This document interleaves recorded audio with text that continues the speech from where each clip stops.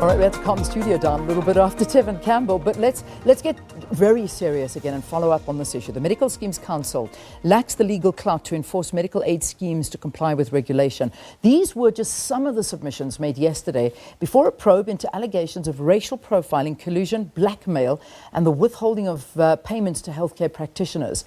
The Section 59 investigation is being headed by Advocate Thembeka Ngcukaitobi and seeks to get to the bottom of complaints brought by mainly black and Indian medical practitioners. In studio, we've got Advocate Adila Hassim. She's part of the inquiry's investigating panel, and she's here to talk a little bit more. Good to have you. Thanks for coming, and I know that you're rushing there, so let's get straight into it. Yesterday was the first sitting of the Commission, a day of frank disclosures coming to light. What are some of the more concerning issues that have actually come to light? It was actually the second day of the hearings yesterday. So, you know, the issues are very serious. The allegations are being brought by a group of black health service providers of racial profiling that they allege is being committed against them by medical schemes. So we started off hearing from a group of practitioners, an association called Solutionist Thinkers that represents about 200 practitioners, with some very alarming allegations, but we're still in the early stages of the investigation. Yeah. You know, some of the speculation that's being made, and one finds it quite difficult to actually not make these speculations, is that the medical aid schemes almost appear to become a law of their own and a law unto themselves, with very little control being imposed over them, particularly with regard to the council. How do you feel about these perceptions out there? So I think this is why it's important that the inquiry is taking place, because we don't know yet what exactly the truth is and what the evidence will show. What the council itself submitted yesterday to our panel was that they do feel constrained in their ability to regulate medical schemes, which is you know, that's cause for concern, because they are the medical scheme industry regulator.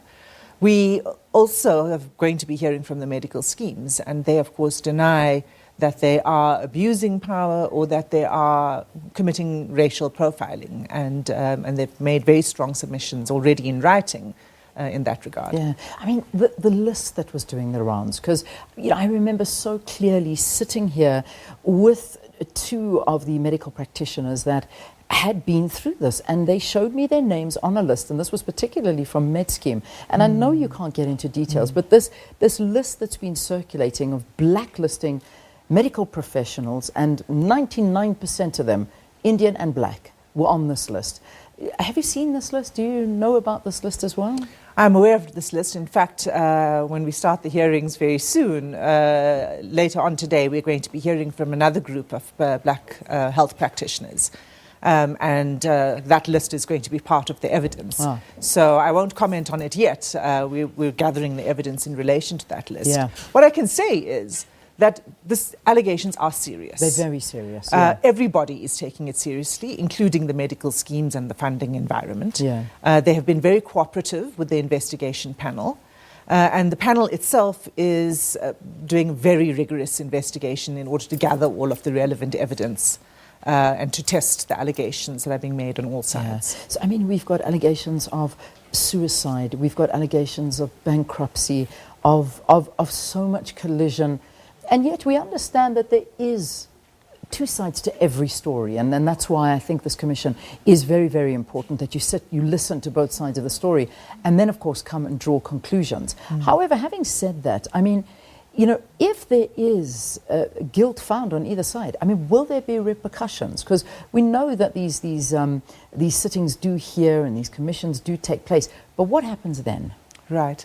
So, you know, the end goal, we're going to be providing a report, an interim report at the beginning of November and a final report in December, in which we will make recommendations. So we are not making conclusive findings and binding findings against anybody.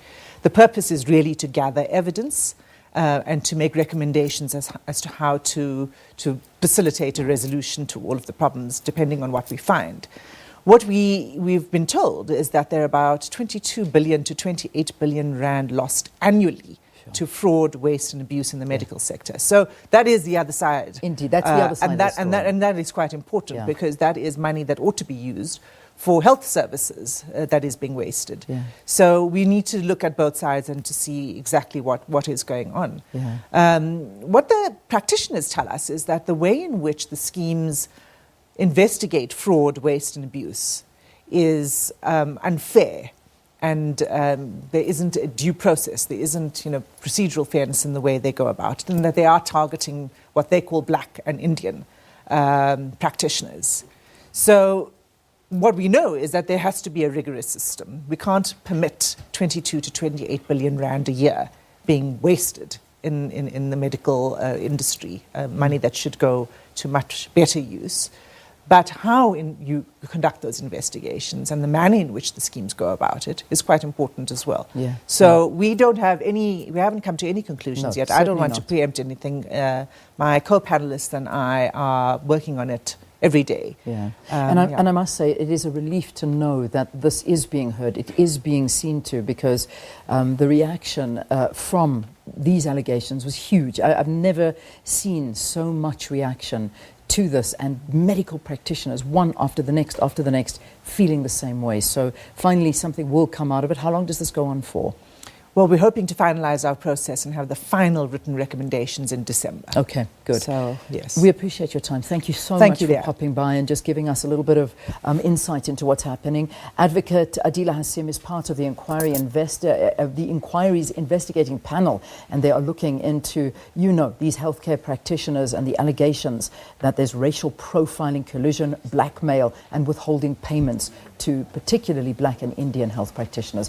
It's almost time to say goodbye here on the program, so I'm going to walk over to Sakina quickly. I think we can show one or two tweets that we've received from you. So let me throw you over to Sakina.